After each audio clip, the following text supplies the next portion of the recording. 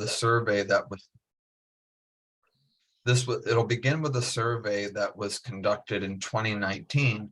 And that's important because 2019, as we know, preceded 2020, and March of 2020 was the beginning of the pandemic here in the States. And so it'll give you some information about where things were in terms of college and university mental health prior to the pandemic. And then we'll go into some pandemic related concerns themselves. And then we'll talk about things that you can do personally and also for your institution, college, university, or school. So it'll be a broad brushstroke sort of presentation, and we get into sort of the strategy phase. Any number of those strategies we could dive into and spend a good hour. And so if there's a desire or a need for further information about any of those things that I will talk about toward the end of the presentation, we can certainly, you can contact me via email, or I'd be happy to do another webinar of this nature to go into some of the specifics. So let's talk a little bit about the survey that was done in 2019. It's the College Student Mental Health and Wellbeing Survey of Presidents. So this survey was sent out to college and university presidents, about 80% of them for that matter, and they said some really interesting things about the mental health and well-being climate on their campuses. But as most of you probably know, and this is a statistic that is reported quite often, suicide is the second leading cause of death among college students, and that hasn't changed.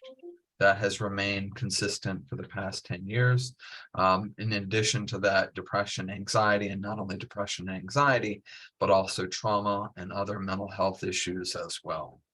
The survey was interesting because, again, it was prior to the pandemic, and some of these issues and concerns have become exacerbated through the pandemic.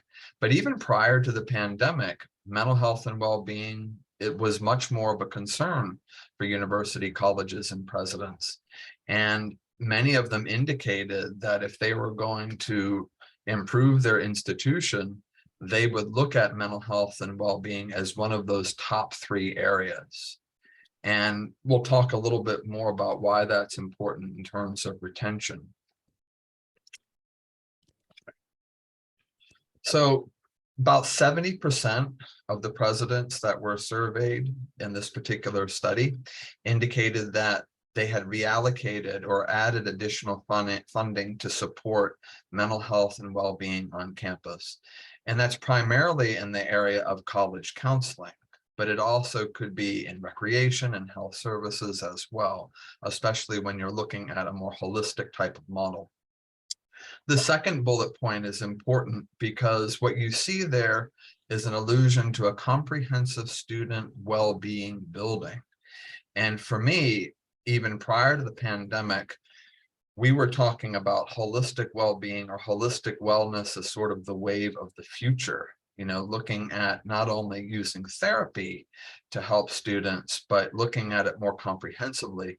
And at Duquesne, we emphasize 3 fundamental areas: mind, body, and spirit. And so we're looking to develop students, and not only students, but also faculty and staff on that level. Now, what many institutions have done, including the University of Pittsburgh, they're in the process of constructing a well-being building. CMU, Carnegie Mellon in Pittsburgh, is doing the same thing. They're looking to have a one-stop shop for all of the student well-being resources, where students can go into a building, get their health services needs met, get some of their recreation needs met, and some of their counseling needs met as well. And so what was once an idea is becoming a reality in terms of an actual structure.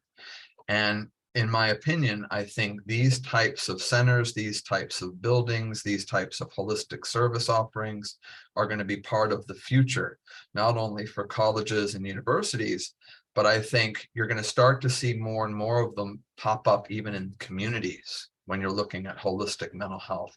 And I hope so. I hope that we kind of return to sort of an older notion of the gymnasium. Now, college presidents in 2019, in 5 years prior to that, we're hearing a lot about students who presented with mental health issues. So you can imagine like different cabinet meetings, consultations, typically with the vice president of student life at a university, where more and more student mental health issues are being addressed. And some of them involve students having to leave because of retention issues, because their mental health has gotten to the point where they need more intensive care. But in some cases, you have campus crisis response types of issues where a person's mental health might be perceived as being a danger to self or others. So it has this kind of micro, but also a macro level. Again, just going through some of these statistics. Staff in general, and this is not counseling services alone, but you're talking about different members of the cabinet, different divisions, faculty, they're spending a lot more time dealing with mental health issues than they did years ago. And now, even during the pandemic, these issues have become more and more salient. So interesting to note, in terms of like strategic plans, and Duquesne's is no exception to this, in our strategic plan, we explicitly mention the promotion of student well-being. And that's important because you want to see this as part of the institutional goals and institutional vision, not only for the short term, but also for the long term. And so part of what it means to be at Duquesne is to be in the service of promoting student well-being. And so that starts at the strategic plan, it's infused in the mission, and it gets manifested throughout different departments and divisions. Now, a statistic that's particular to our counseling services center, and this is a staggering statistic. So we go back to 2016, the percentage of students that have been triaged is up 384%, which is a staggering number. And it's hard for people to wrap their minds around that, but really what that means is students coming in presenting with risk issues to self or others, where they feel like they might harm themselves first and foremost. And sometimes we have issues where students might have more homicidal thoughts. But by and large, when we look at these triage numbers, it's students presenting with suicidal ideation, students presenting with a recent or acute trauma, students presenting with some form of psychosis. And so when you look at the 384%, what you find is that the vast majority of them fall under those particular categories. And so what that meant for us at Duquesne is that we had to shift our model somewhat. So we don't have administrative assistants that are answering our phones. We have triage therapists that are answering our phones because they need to be able to do a brief triage with students over the phone to be able to find out whether those students need to come in immediately or as soon as possible, or can they be scheduled for first available. So that was sort of a brief overview of that 2019 survey, and this was pre-pandemic, right? So now we're going to move into sort of the COVID era. And so that would go from basically May of 2020, when we started looking at some of these numbers, these points, and all the way up until now. So it's maybe like a 2-year period of time where we were addressing and looking at different themes that our students were presenting. So pandemic related presenting concerns. So rising cost of living, right? And so already with that first point, we're starting to look at a shift toward a more biopsychosocial model, right? And so rising cost of living, economic issues, food insecurities. So when you look at Maslow's hierarchy of needs, for instance, we're looking at some of those basic level needs that for some of our students during the course of the pandemic had become an issue. And so much so that our university started what's called a student success fund, where we would assist students who were presenting with food insecurities, needing financial assistance, students having technological issues, right? And so we had to start looking at how students were impacted economically by the pandemic. And this became a real retention issue because with the food insecurities, with the housing issues, rising cost of living, a lot of them were having a hard time affording college. A lot of them had to, at times, leave the university temporarily because they needed to work. They needed to secure employment to be able to help out their respective families. And so we saw a lot of biopsychosocial issues arise over the course of the pandemic. So much so, like I said before, that we had to shift or change our model in order to address those issues. So when we conceptualize student well-being, we conceptualize it from a biopsychosocial standpoint. And so we're looking at the university as a place that could ultimately not only nurture students academically, but support them on different levels. And biopsychosocially speaking, it's to make sure that they have their basic needs met so that they can continue with their education. Some of the more psychological issues that have come up: increased anxiety, suicidal ideation, feeling overwhelmed, distrust in one's own happiness, which that was interesting, right? And so some of the others might not surprise you when you look at the ones prior to that, but many students felt that as soon as they became happy, something would shift in the environment or something that would shift in the world, and that would be taken away. So in a way, that was somewhat of a trauma response. They're becoming a bit concerned about when things in their world would shift or change to take away their happiness. So an increase in addictive behaviors as well. We saw that across the board. A lot of students reporting almost a dissociation type of feeling, being physically but not mentally here. So the body was present, but at times their minds were somewhere else. And I underlined point 3 because this is the one that we've heard consistently from the very beginning of the pandemic up until now. And so I was just talking to a number of students yesterday, and all of them reported feeling alienated. They felt alienated and separate from others, but also alienated from themselves. And so they wanted to find paths and ways of connection, but weren't quite sure really how to do that.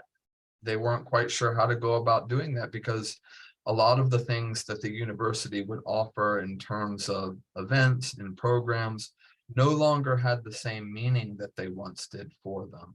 So we were hearing that students wanted something a little deeper. They wanted something a little more profound, which I found fascinating. Increase in the number of reported sexual assaults. And the next point, pre-existing mental health conditions were exacerbated because of the pandemic. And so that's a common feature. So some people would come in, obviously, and the pandemic was a kind of adjustment issue where they would develop mild depression, anxiety, etc. But what we found is that if someone had a mental health condition prior to the pandemic, it was exacerbated as a result of the pandemic. So if you were depressed, the depression tended to be exacerbated, anxiety, etc. And I just added the last 3 points fairly recently because they add sort of some context. Social justice issues have become of concern and have impacted students' well-being. The mass shootings that are constantly being reported, and also the war in Ukraine. And so we continue to unfortunately add world events that seem to exacerbate mental health conditions, but I thought it was important to include those things simply because our students were reporting them. Our students were indicating that these were issues of concern. So the next couple of sections are going to have to do with really what you can do. And I divided this section into 2 parts: what you can do for yourself and others, and what you can do for your institution, college, or school. But let's begin with what you can do for yourself and others. And I think this section is important because oftentimes as caregivers, as caretakers, we forget about our own well-being and we focus on the well-being of others. So I always like to begin with educators, with therapists, with healthcare workers, and talking about what they can do for themselves. Okay. So first one is practice self-care. right? And so I would invite everybody here, if you're not doing so already, to practice self-care, in which that means, at least for the way we conceive of that, physically, mentally, and spiritually. So you think about those three domains of your being, and you want to try to nurture those in some capacity, whether daily or weekly, at least weekly. But practice self-care, take care of yourself, be compassionate toward yourself, be empathic toward yourself. All of these things are absolutely important. The second one may be a little more difficult, but strive for work-life balance, right? We hear that all the time. There needs to be a balance between work and life. And sometimes the places that we work for don't necessarily permit for that. But oftentimes, if we can't strive for balance, it's about finding any little bit of time that you can to nurture your self-care. And so one of the things that we started to do over at our Recreation Services Center is to market 20 to 30-minute workouts 3 times a week, right? 20 to 30-minute workouts 3 times a week. We know how beneficial exercise is for the body. We also know how beneficial exercise is for the mind or the psyche. Why? Because stress oftentimes gets internalized in the body. And the number one reason people give for not being able to exercise is time. I don't have the time to do it. And so we're like, okay, we're going to market these workouts that are 20 to 30 minutes long 3 times a week. And all throughout our recreation services buildings, we have posters with QR codes. So students can go around with their phones and they can scan the QR code, and it'll come up with brief workouts, but also the benefits of these workouts. 3 times a week, 20 to 30 minutes. So again, like, even if you don't have time to devote more than 20 to 30 minutes 3 times a week for exercise, for some form of meditation, for some form of spiritual practice, you can do so in a way that is adapted to your schedule. We just want to begin to nurture these parts of yourself. Know your limitations and boundaries. People tend to overextend themselves, especially helpers and caregivers. So know what your limitations and boundaries are. Basically, what that means is, when necessary, practice saying what? No. Check in with yourself and check in with others, right? That just means asking yourself how you are doing. How am I feeling today? How am I doing today? What's going on with me today, right? And the other part, checking in with others. We all know how beneficial it is for someone to sincerely ask us how we're doing, right? If you sincerely ask how another person is doing and you really want to know, and that relationship is established, that's oftentimes going to be met with a lot of empathy and a lot of compassion.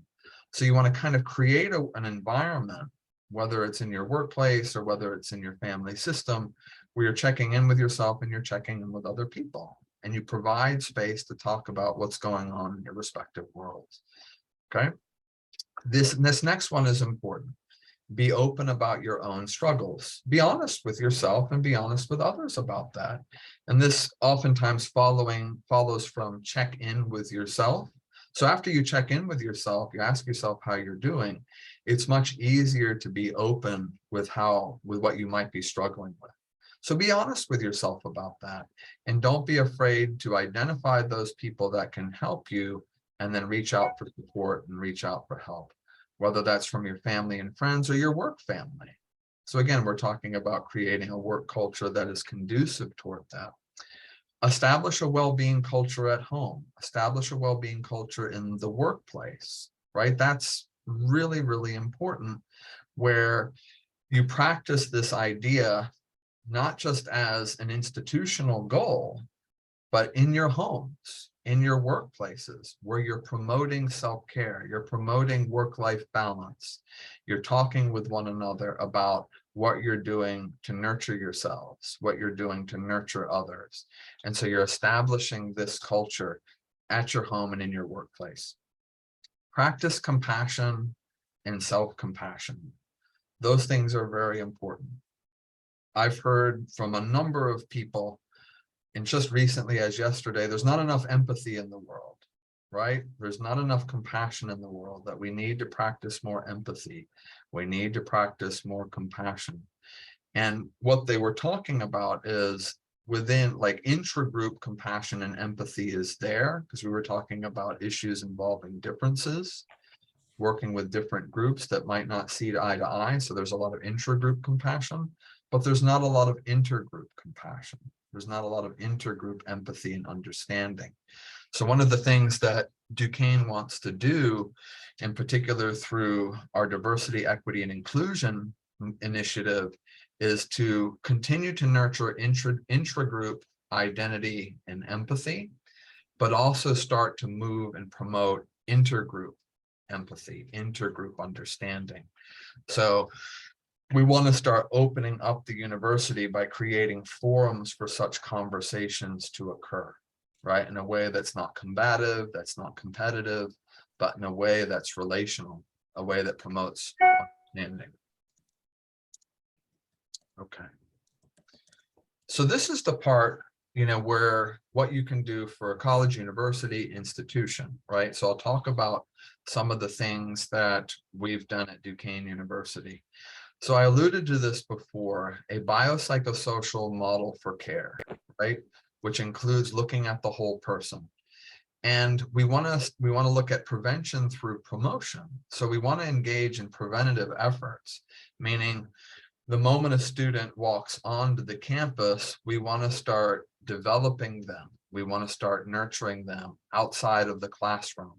That could involve getting them involved with different clubs, organizations, and programs, but also helping them develop a well-being lifestyle, right? Because we know that these well-being oriented lifestyles are incredibly preventative in terms of either preventing mental health issues from developing or really keeping a pre-existing mental health condition much more manageable. So we're talking about lifestyle changes. We're talking about practice. We're talking about encouraging students, faculty, and staff to actually doing something. Mentioned this before briefly, establish a holistic approach to developing students. That's basically mind, body, spirit, right? And so when we think about advocating for a lifestyle, it's this mind, body, spirit lifestyle, which is very congruent with Duquesne's mission, by the way. So this is another application of Duquesne's mission, which is education for the mind, the heart, and the spirit. So this is another way that we want to educate students in the 21st century. Develop and promote a well-being culture, which we talked about before. This one, I think, is something that you're starting to see more and more of now. Developing student-oriented well-being and wellness clubs. So this involves students themselves becoming the campus leaders in terms of promoting well-being. It's one thing for students to hear it from staff and faculty. It's another thing to hear it from themselves. And so recently, our own Student Wellbeing Club has undergone a shift, and we've all heard of Big Brothers, Big Sisters. Our Wellbeing Club is now called Strong Bodies, Deep Minds. And it's made up of students who want to promote a lifestyle on campus. And the fundamental question that they ask themselves, and these are all students who have suffered before, and they're very candid, they're very open about their struggles and their suffering. They've asked themselves what it was that has gotten them out of their places of darkness. And they've all answered that question. And what they want to end up doing is helping other students ask the same types of questions who might be struggling, and help support them in developing a well-being lifestyle. And so we want to promote this all across campus because students really need it. They really need to practice prevention through promoting this lifestyle. The next one is important too, well-being courses and seminars in the classroom, but also outside the classroom as part of a curriculum, right? And so what we've started to do was through our peer educators, through our faculty and staff, we started to offer well-being topics in the classroom. And it can be stress management, it can be emotion regulation, it can be mindfulness, meditation, anything that might be needed. And so we've established ourselves in many pre-existing classes, and the vast majority of faculty are very welcoming to that, whether it's twice a semester, 3 times a semester, once at the beginning, once at the end. They're trying to establish a well-being culture in the classroom, right? So they want to show their students that part of what it means to be successful at Duquesne is to take care of themselves. Now, mind you, not all faculty and staff are on board with this, because some of them have said, well, this isn't my role, right? This is not something that I should be doing. I should just be focusing on teaching the syllabus, teaching the curriculum. But guess what? In the 21st century, in a COVID era, you do have a role as a faculty or a staff member in terms of promoting well-being. And the least that the professors can do is to put well-being information on their syllabus, right? So toward the very end of that, you would list the well-being resources that are on campus and some of the well-being resources that are off campus. That's the least you can do. But many of them now have invited our staff members and some of the peer educators into the classrooms to offer well-being seminars. So we're really trying to embed our well-being vision in the classroom. This year, we want to move it outside of the classroom as well, into what we're calling an outside the classroom kind of curriculum. And so group therapy, if you're an 18, 19, 20, 21-year-old, even for me as an introvert, doesn't seem all that appealing, right? A lot of people are not drawn to doing group therapy. So we thought about, why not convert a lot of our support group ideas into seminars? And so we asked ourselves, okay, like, why seminars? Well, students at a university setting are used to going to classes, right? They're used to being educated. They might not be used to going to support groups, or might not even want to go to support groups. So why not take some of our group ideas and convert them into seminars and convert them into classes? So we've already started to do that. And we've begun with 3 basic pillars that we feel, based on what students have reported to us, are seminars that they could really benefit from. So that's stress management, right? Who couldn't benefit from stress management? Study skills, right?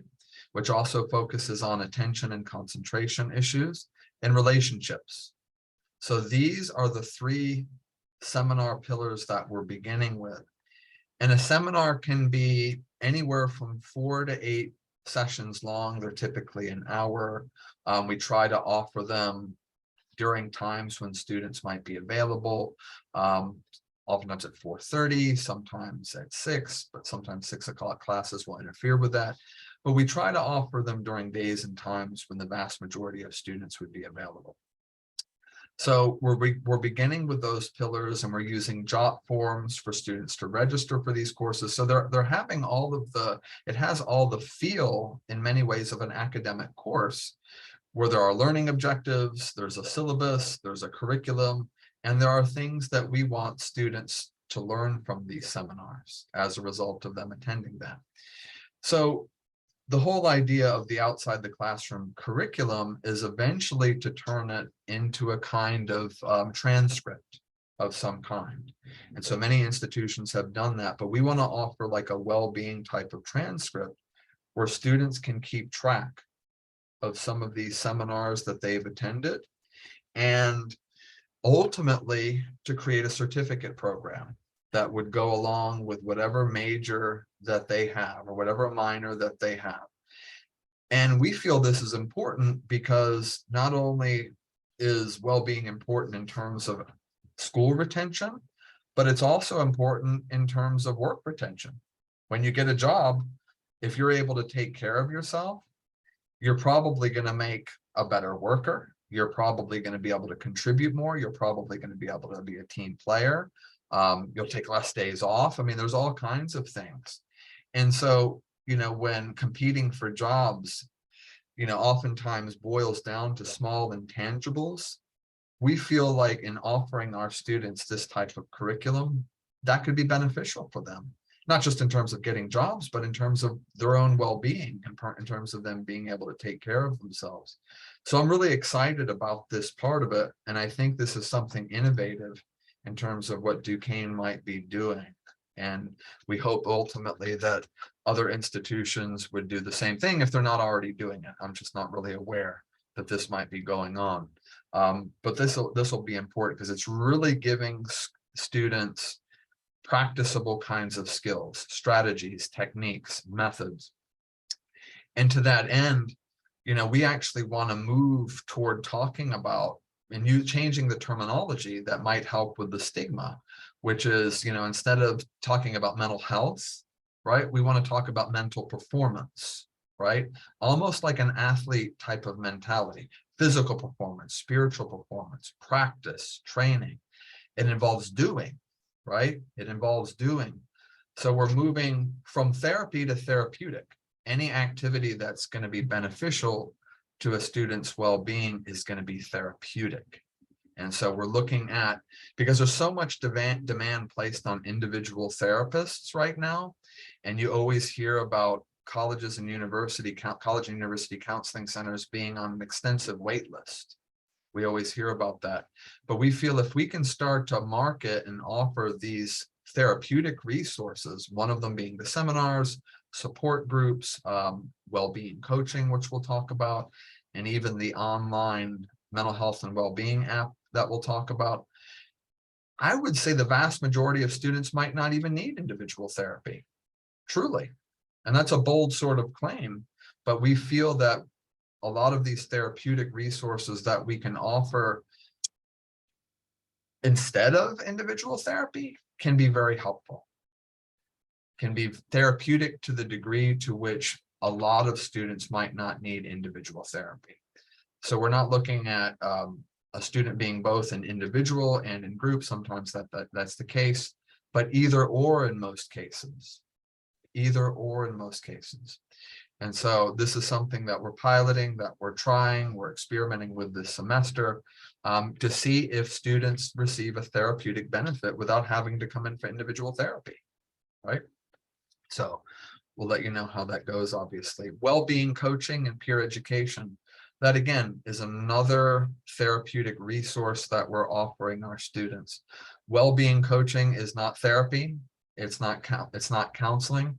It's usually a peer-to-peer kind of relationship where we will train students, typically in the mental health profession, but sometimes just in the helping professions in general, how to be a well-being coach, which is to assist students with time management, stress management, school life balance is basically what that is. And it's 4 sessions long. That's it. So it's very specific. It's very goal-directed. It's very skill-based. It's peer-to-peer. And we found that it works. It's very effective in terms of helping a lot of our students. See here, I think I'm kind of moving around just a tad, but that's okay. We've had at Duquesne an annual week of well-being for the past, I would say, 5 years. And what that means is we devote an entire week out of the year to promoting well-being and well-being resources.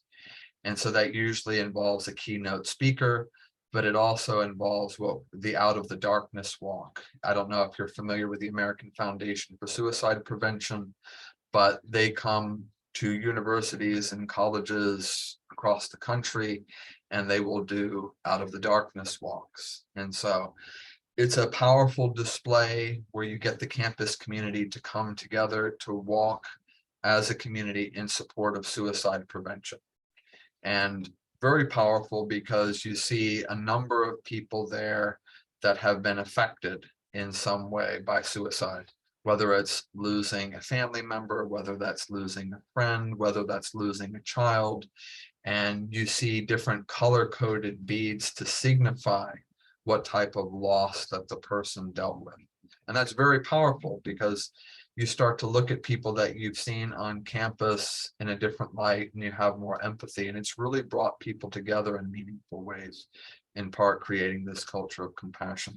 So that's usually a big part of our annual week of well-being. For the past couple of years, we've had wellness or well-being days. In 2021, it involved the actual university being closed, so there were no classes, which was great. And so the entire university could just spend this day devoted to taking care of themselves. But of course, many students and many faculty and staff used it to either study or work, right? So it's like you're trying to promote like self-care, but they end up using these, and that's fine. That's not a problem. They appreciated these days. But so on these particular days, the entire campus becomes a space where there are various well-being offerings for students, faculty, and staff to take advantage of. So we showcase our internal resources, but we also bring on campus community partners as well to showcase their resources, just to show the campus community what's available to them. Mental health and well-being app, and I have a final slide where we'll talk about the one that we use, so I'm going to skip over that one.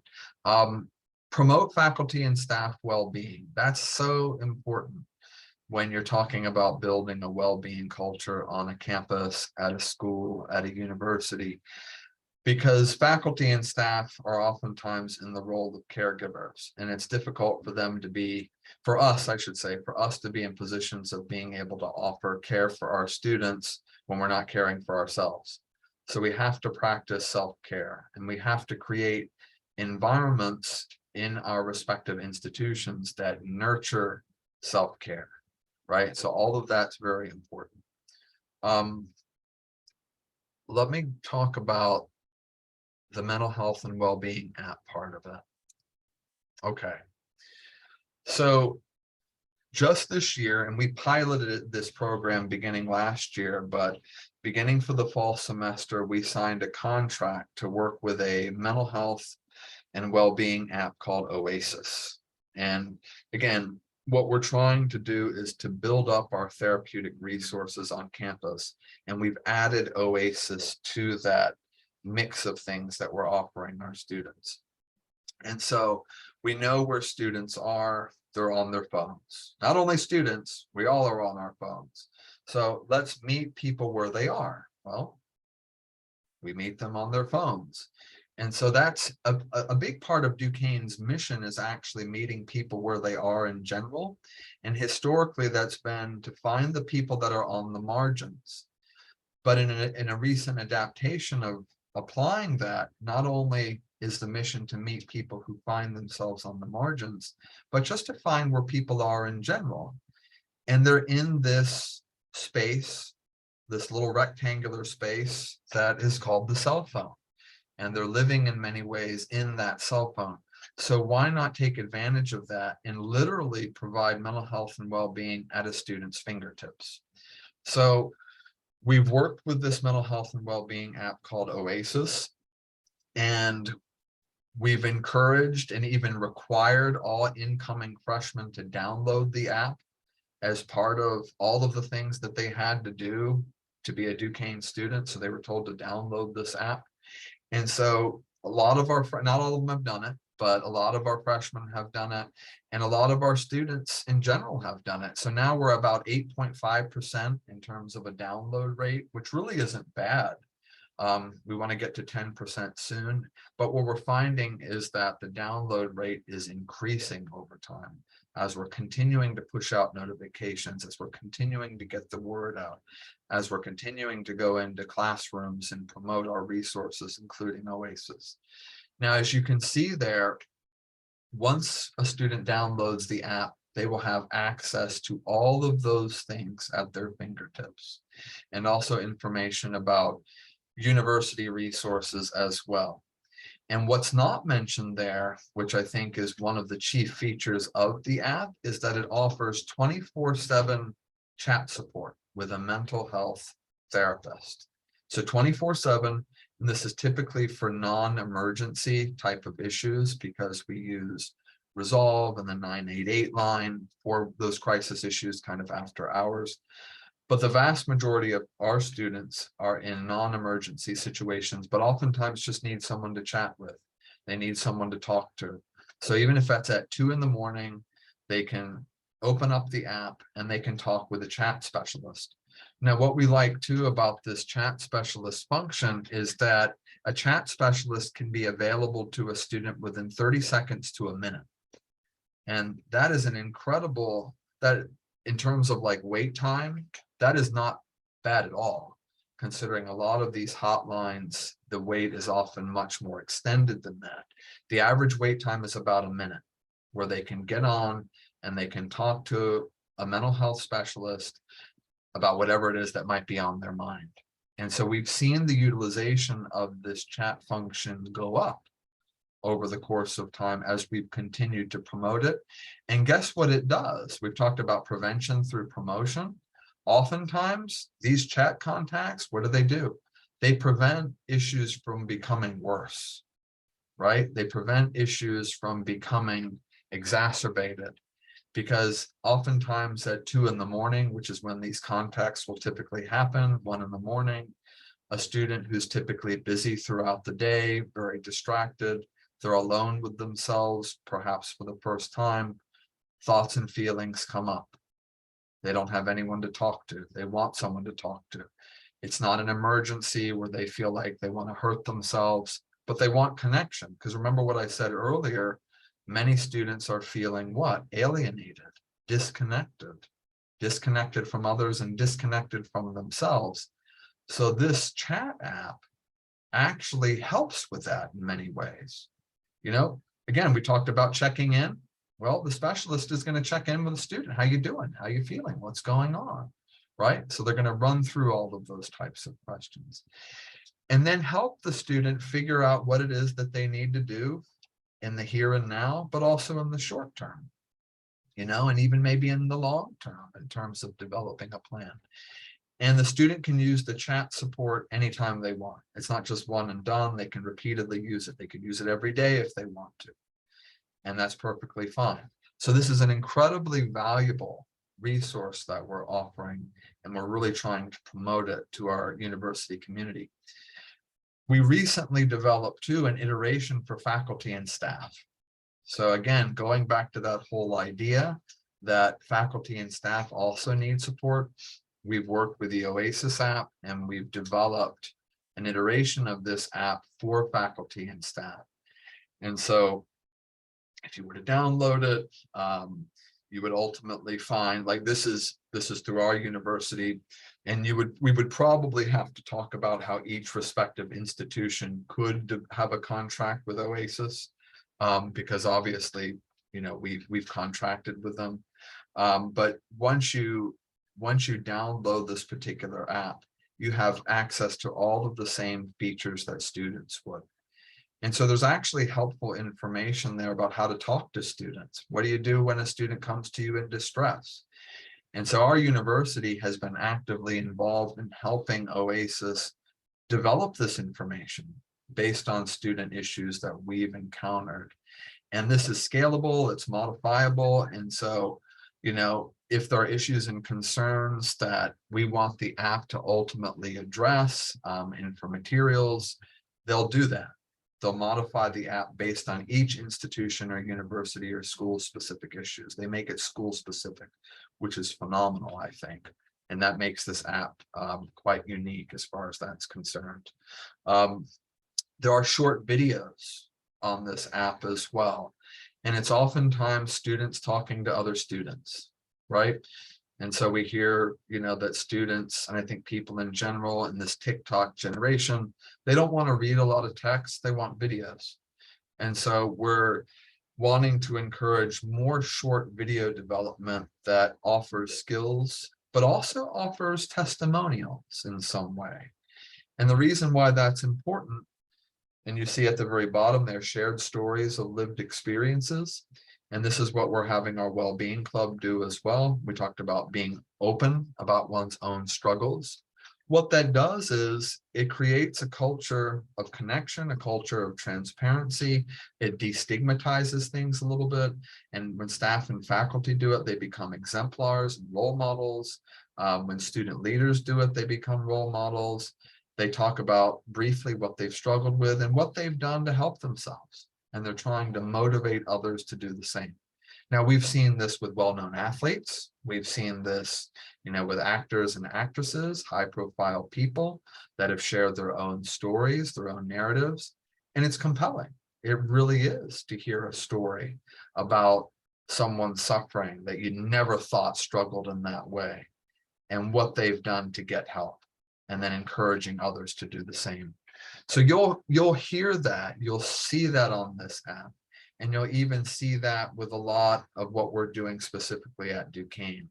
When we're getting our student well-being club, we're getting staff and faculty to share their own stories, to be transparent to the degree to that they're comfortable, and encourage other students, other faculty for that matter, other staff to get help. So I'm really excited about this app. I think it's just in its beginning phase. I think there's a lot that we can do to even further develop it. And the nice thing again is that it can be school specific. And so it's going to look a little different for Duquesne than it would maybe for your school or your institution. And you can work with the developers, the content managers to help design content that is specific to your area or specific to your needs. So again, like really excited about this. And just excited about shifting more into thinking about what is therapeutic versus what therapy is, and really trying to develop and offer therapeutic resources for our entire campus community that don't involve individual therapy and don't involve psychotropic medication. It's not that we're against those things. We're all for that. And we have those services on our campus, and they're well utilized and they're encouraged to be utilized. But we believe that many of the students that come to us probably will benefit and get therapeutic benefit from not even having individual therapy, not psychotropic medication, learning to develop a well-being lifestyle where they're taking care of themselves mentally, physically, and spiritually. That's the part that we can emphasize at Duquesne. And that can mean different things for different people, right? It doesn't have to be an established religion. It could be some form of spiritual practice, meditation, mindfulness, yoga, prayer, whatever it might be that will develop that part of you. And so, again, we're excited about these, what we're calling therapeutic resources. And we really want to encourage our campus community to take advantage of them, to nurture themselves in this way, and just to use what's available on our campus. So whatever you have on your campus that might promote well-being, think about what that might be. And I don't know what it is for each specific school, but I bet most institutions have a lot of things that they're offering. And if they package those things together and you think about the different activities, you can cultivate a kind of well-being lifestyle. You can encourage that lifestyle.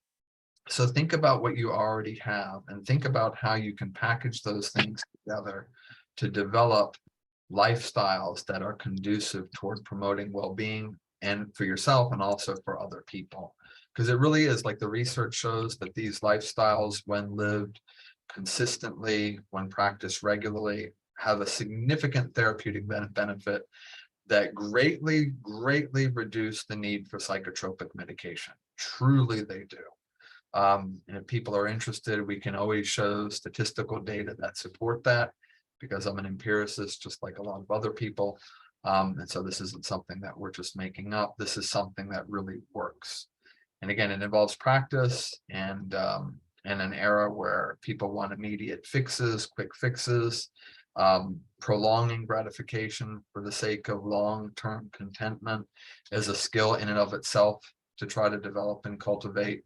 But it's something that we believe that once people start living these types of lifestyles, they're going to see significant therapeutic benefit. So I think that's it as far as the overview and presentation. If there are any questions, I'd be happy to answer them. Comments, reflections, feel free to share. Thank you, Dr. Edwards. Much appreciated. We do actually have a couple of questions in the chat already.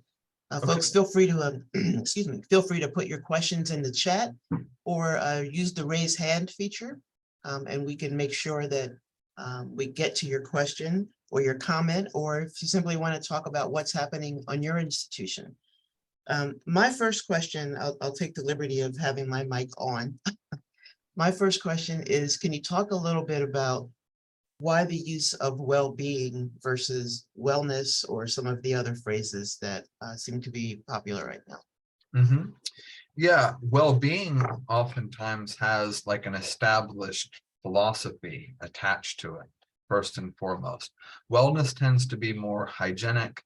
It tends to be kind of reactive in some way, especially when it's not part of a lifestyle. And it's just a word that we've heard so much that the meaning of that term has become watered down. And so we've shifted to well-being because it's kind of like a New Year's resolution. Like when people have New Year's resolutions, they might be practicing, they might be going to the gym, let's say, for instance, for a couple of months. And then after that, they stop doing that. So we looked into that a little bit. What is it that, causes people to stop practicing? And usually there's not some kind of philosophical glue that kind of keeps the practices together. So if someone, for instance, is going to get up every morning at 5 o'clock to exercise, there has to be a significant why to that. Well, why am I doing that instead of sleeping in, right? If a student is not going to what we call our South Side here, where there are a lot of bars, if they're not going to the South Side on Thursday night, on Friday night, and getting drunk with some of their peers, why aren't they doing that, right? There's usually a philosophy of life that informs them in terms of why it is that they're not doing those sorts of things and why it is that they're practicing their particular well-being. So well-being is sort of the philosophical glue that keeps the practices together, and it encourages motivation. So we want to help students attach a philosophy of life that will go along with their well-being practices, that gives them sort of a framework for understanding what kind of person they want to be. So if you're exercising, if you're eating right, if you've got good sleep hygiene, you're practicing yoga or meditation, what that's doing is it's orienting you towards a goal. It's like, well, what kind of person am I trying to be? And what kind of person am I trying to avoid being? And so you always have that arrow aimed at the person that you're trying to become. And it involves oftentimes day in, day out types of practices, weekly practices. And so this is a very practice-oriented type of approach. Thank you. And we do have a question in the chat from Lyndon. Has any specific attention been given to former foster youth who do not have the traditional familial supports that helps keep students healthy and successful? That's the first time I've ever been asked that question. But I think in terms of modifying or adapting this kind of model, it certainly could be modified or adapted, to working with foster children. Many moons ago, I worked for Boys Town of South Florida. So I worked in therapeutic foster care. So I worked with a lot of foster children and, didn't have the notion of a well-being kind of model at that time. But when I worked with children individually, and even with families, there was an emphasis at that time on developing them more holistically in some ways. And sometimes the rough part of that was, for instance, if the home environment wasn't as conducive towards supporting that, even though we tried to get buy-in within the home to establish that kind of culture within the home, we found that with a lot of the youths that we were working with at that time, they were able to do some of these individual practices on their own.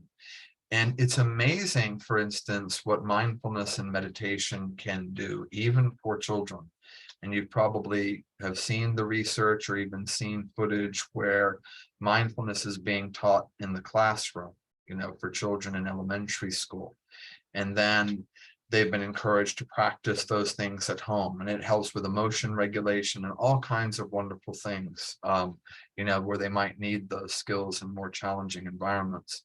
But this kind of model can certainly be modified and scaled and adapted to any kind of setting. That's the beauty of it. It just takes the 3 pillars and it modifies them to whatever kind of environment is there. So we dialogue with a pre-existing culture. It's not an imposition of a well-being culture. It's a dialogue with the culture that's already existing. And so that's whatever that culture might be. Thank you. Other questions or thoughts, comments?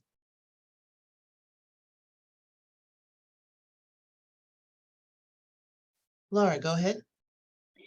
Thanks, Janine. Good morning, Dr. Edwards. Thank you so much for your informational, everything that you shared with us. I heard what you said about meeting folks where they are, and they're on their phones like we all are as adults.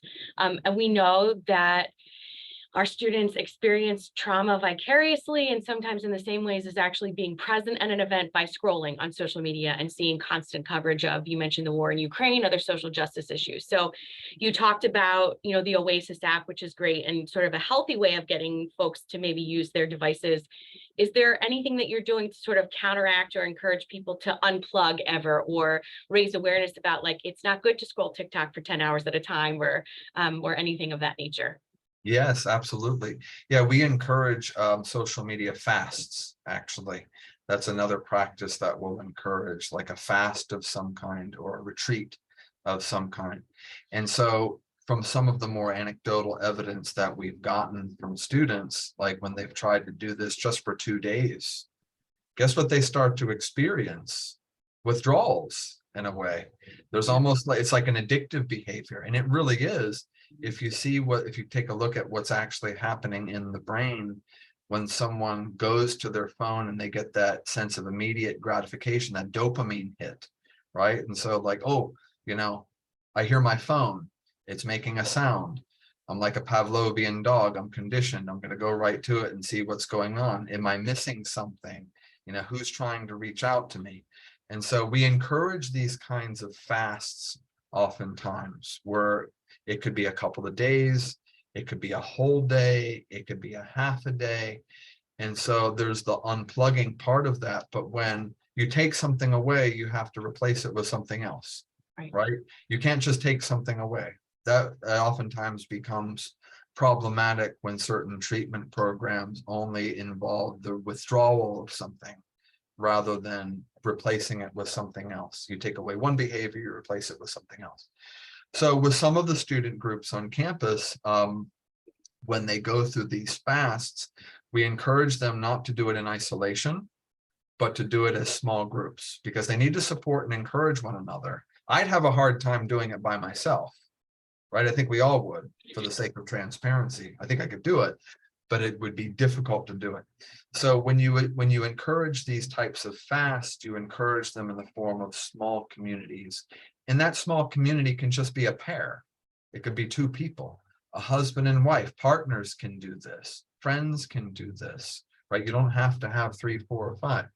And so if you have a partner and you both agree, okay, this weekend, we're going to unplug and we're going to tell people that are trying to contact us, right? We're going to unplug. And you provide maybe some emergency contact information, but the goal is to unplug from social media, but replace it with something. So I'm a big reader in reading, like encouraging students, and not just students, but people that I work with in general, to read things that nurture the mind, right? To really develop the mind. That could be anything. We've had students read like Stoic philosophy, for instance, right? And so they might read the Meditations of Marcus Aurelius. They might read The Power of Now by Eckhart Tolle. Like there are all kinds of like self-help books, that we can encourage. And we have a vast library here, actually at our center, that we can refer students to. So replacing the social media, let's say, with a book that's going to nurture them mentally, but also spiritually. So they're spending most of the day maybe with this book, most of the day combining maybe the book with some form of exercise or meditation practice. And they're doing this with either another person or a group of people. So what they find afterwards is that, well, okay, they did it, right? It was something that was successful, but it's something that they want to repeat often. And so someone just put in music. Music is awesome for that. Art is awesome for that. There's so many different things you can do. it's a matter of simply getting together with someone that wants to do this and say, what is it that nurtures your soul? What is it that nurtures your well-being? What is it that you're passionate about? What is it that you've gotten away from? You've become so busy with your life that you've gotten away from something. Oh, I used to play music. I used to do art. I used to meditate. I used to read. I can't do that anymore. All right, so we're going to take 6 hours and you're going to completely focus on that. No matter how busy you are, no matter how many other things that you have to do, these 6 hours are going to be devoted to nurturing your well-being. So take away and replace, and then repeat, right? Because you want to start cultivating habits. Repeat over and over again. And you're not going to permanently, be able to fast from social media. I don't think so, at least. But you want to learn to limit its addictive properties so that it's less of an addiction, so that it's less like this dopamine hit that you're relying upon for your well-being. Thank you. Jamie, go ahead.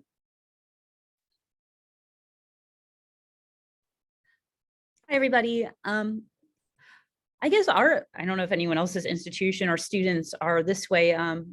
I guess our students, it's more of turning the art of no into the art of saying yes. I think our students are really easy at saying no to almost everything. Like they use obviously I want them to study and do homework, but the stress that they feel about school is like, I can't do this. I have homework. I have a test. I'm going to fail. My parents are going to kill me. Like, I don't know. Our students really elevate their emotions when it comes to academic success. And honestly, it's either I have an A and I'm happy, or I have a B and that's failing. And so they say no a lot, or sometimes they say yes to everything. Mm-hmm. And then all those yeses turn into no's because they overextended, they didn't know how to schedule. And then all those things that they said yes to, they felt didn't do. And then they kind of feel like it's failure because they didn't do anything. And I feel like it's kind of this like never-ending cycle. So I guess, I don't know if anyone has any advice on how to help them saying yes to things is actually good for our mental health. Participating in life is good for our mental health. How do we help them get there to even just saying, like, instead of just no, which is for a lot of my students, they just go, oh, I can't do that. Mm-hmm. Yeah, I think there's a balance between yes and no, right? And there are some things you have to say no to when you're overextending or overcommitting yourself. Because we all know about children nowadays that from the time they're like in elementary school, they're overly involved in everything. You know what I mean? Like they might be playing 3 sports, they might be doing music, they might be doing art. They have to study for 2 or 3 hours a day. They're learning foreign languages, right? And this all sounds like you're trying to create this super human being, but at what cost in many ways? And so they're overextended, some are overcommitted, and we see a lot of students that are that way. And so there's a way in which one has lost a sense of playfulness. They don't know how to play anymore. They don't know how to recreate, and everything is so structured. So there's this relationship with time that is very structured, that's very ordered. And so how does that affect a person's ability to say yes to the right things and no to the wrong thing? So if one is overextended, for instance, and there's another commitment that might come that person's way, they might have to say no to that. But we want people to say yes to life, right? To living, to use the word participating, to actually participate in life. We'll take students sometimes that just walk outside, walk outside from the office to your classroom and just notice what's around you, experience what's around you. How does the sun feel when it's on your body? How does the cold feel when it's on your body?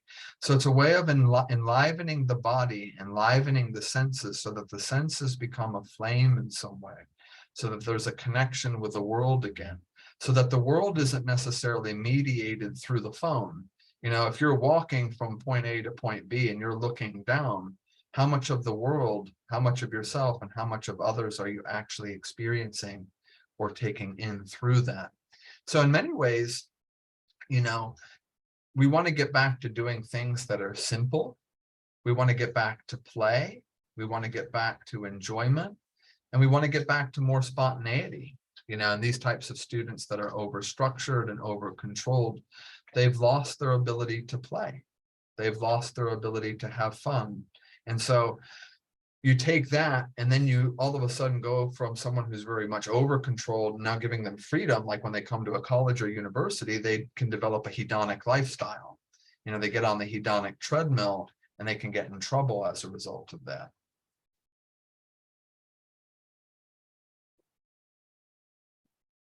Hillary, go ahead.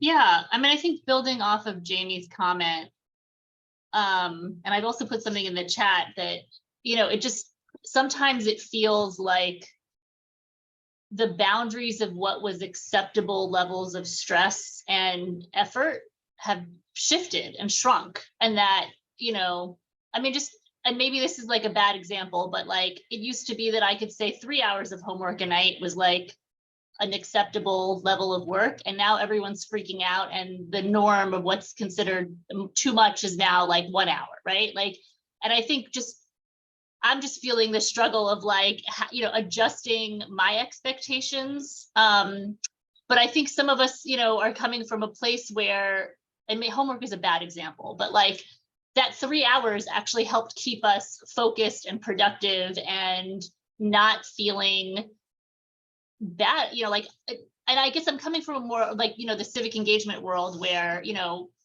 asking students to volunteer and to get involved in activities that, for us have social benefit, right? You're in community with people, you're doing something productive, you're feeling, in most cases, good about yourself because you're accomplishing something for a greater purpose. But it's off sometimes but it's like more things to do. And, despite that, there's, numerous studies out there about how volunteering is actually, a protective factor and great for mental health. So I don't know, I mean, I feel like I'm rambling, but I'm sort of, I think the other thing I think a lot about is like, concepts of flow, right? Like that sort of sweet spot of like, it's not too easy, but it's not so hard that it's overwhelming. You want to be challenged just enough to sort of be learning and growing. But like, there is challenge, there is stress, there is difficulty. And I feel like I'm hearing Jamie and feeling like students are just like, no stress, no challenge, no difficulty.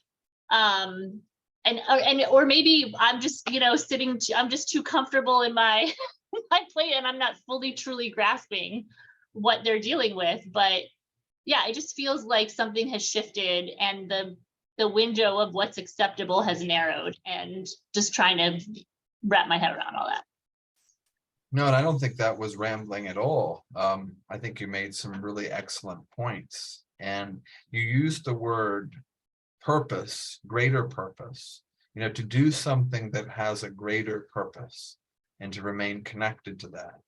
And so there's something existential about that. There's something that provides meaning, regardless of what someone might do. If there's a way in which your activity has purpose, it kind of helps you endure some of the stress, right? And I think a lot of times people have lost a connection with that sense of purpose, that sense of intentionality. So the why, so when we go back to well-being and having a philosophical component or a map of meaning that's attached to that.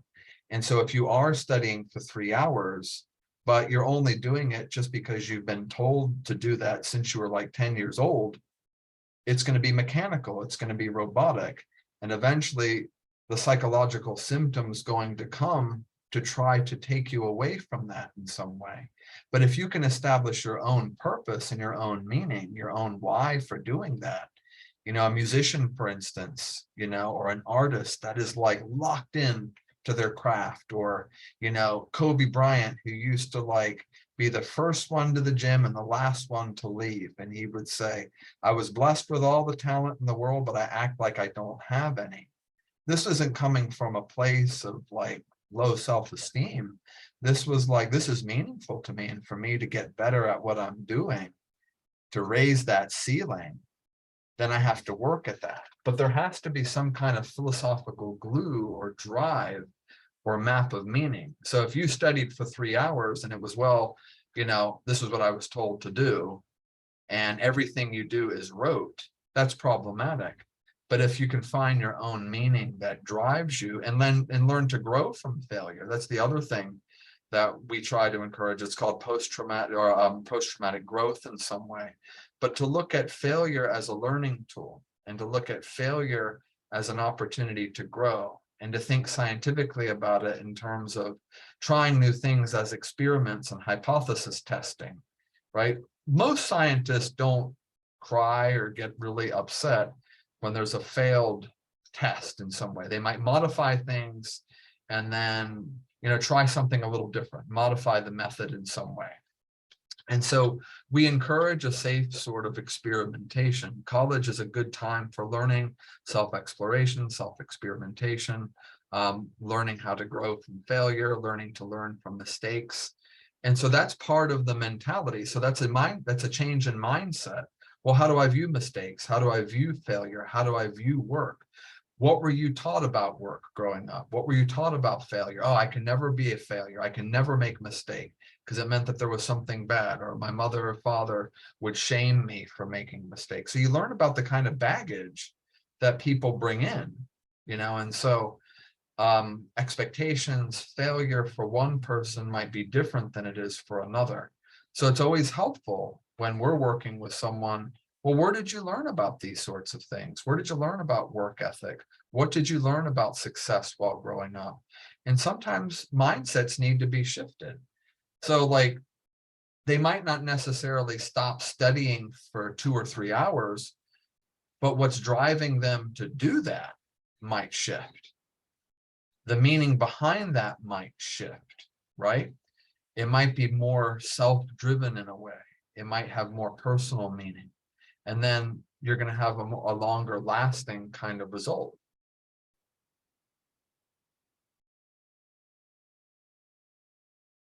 Thank you. We have a few minutes left. Any other questions, comments, ideas from folks?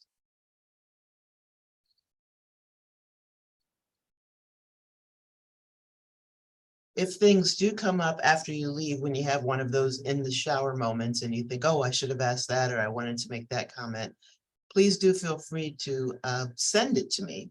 And I will be in touch with Ian and see if he can find an answer for you.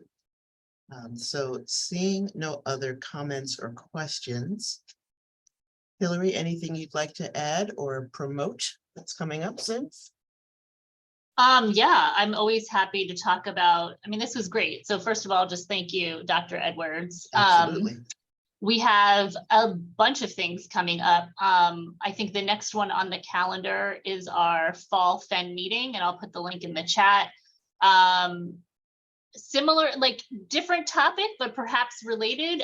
We're gonna have a panel of grassroots leaders here in Philadelphia, all of whom are doing programming with youth and talking about how to really authentically cultivate and support youth voice, and also grassroots community leadership. Like, what does it look like, in the community partnership space for those of us at universities to partner with more grassroots organizations, and what are, the special challenges, difficulties, opportunities, what does that look like? And so, so I hope folks will be, and it will be a hybrid, so in person and online. Fingers crossed that we can do that. And then I know, Janine, you have the next installment for the College Success Network webinar series is on the books that we haven't yet started promoting and taking registration, but maybe you can talk about that and get people to save the date. Sure, that's going to be on October 19th, also at 10 o'clock. And the topic will be restorative justice for students in schools. And our speakers will be Kevin Bethel, who is the Chief of Security for the School District of Philadelphia, and Michaela Warwick, who is the Executive Director of Collective Climb, which is a nonprofit organization that does restorative justice programming with community members and with students in schools. So save that date and we'll be sure to get that information out to you. Also, Dr. Edwards has let me know that the slides can be available from today's presentation. So if you all would like those slides, we can make sure you get them and have all that information at your fingertips. And just once more, thank you so much to Dr. Edwards for being here. We really appreciate it. A lot of great information, important information. I'm still reeling from the 384% increase in students at Duquesne that you all had to do triage with. And I know that it's certainly not unique to Duquesne. I'm sure that's really universal, but just really important resources and information. So thank you so much for being here today. We truly Well, do thank you for appreciate having it. me. Much appreciated.